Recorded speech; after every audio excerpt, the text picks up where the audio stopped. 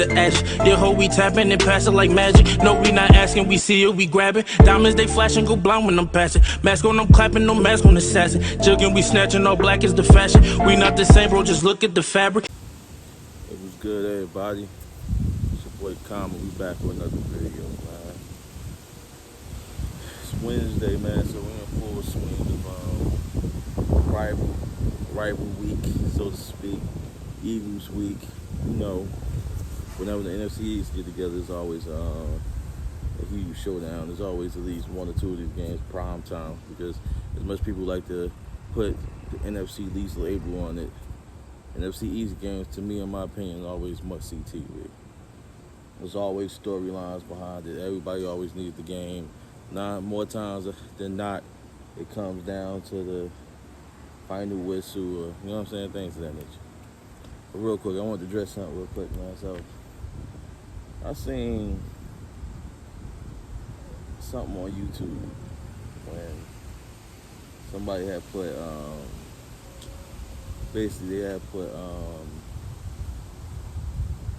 a graphic, I'm gonna put it up, a graphic of Jalen Hurts numbers compared to Dak Prescott numbers.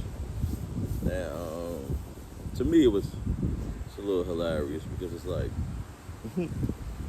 on the way the graphic is put up, you would think that, okay, Dak Prescott, 600 something yards, 3 touchdowns and 2 interceptions so far through 2 games. Jalen Hurts, almost 600 yards, 4 touchdowns, 1 interception. But it's funny to me because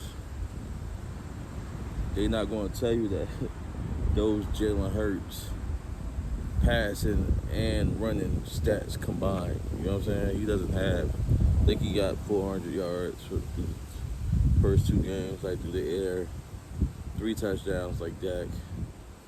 I mean, but you also, what they fail to realize, or what they fail to show, is Dak has 70-something% completion rate game 1. Followed that up with, 83-something, 83 point something game 2. Jalen Hurts was at like 77% game 1. And right back down to 52% game 2. I don't have a personal problem against Jalen Hurts.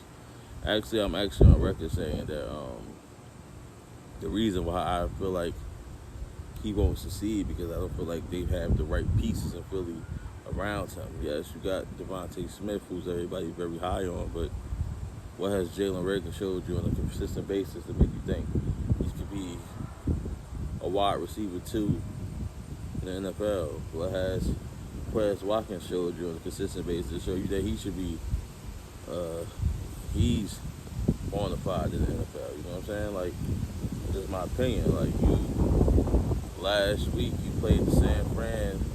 San Fran does not have a good offensive line. Not offensive line. They don't have a good secondary, in my opinion. Their best corner went down for the game the week before. They just signed Josh Norman like a week ago.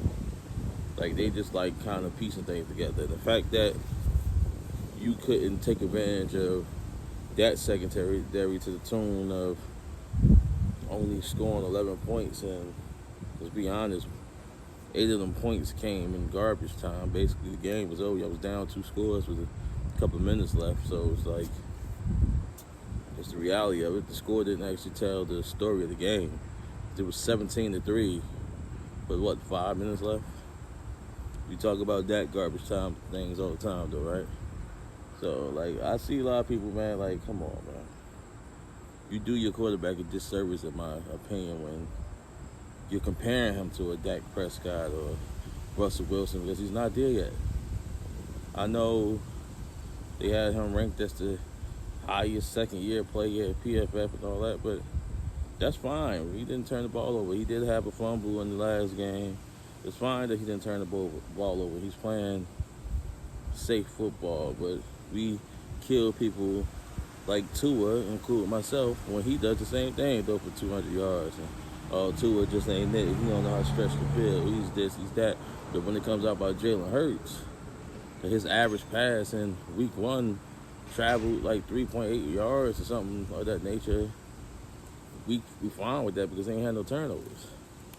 When it comes out, he threw outside of one pass in the game and 22 attempts. He only had 99 yards. We fine with that because he didn't turn the ball over. At some point, you're gonna need your weapons.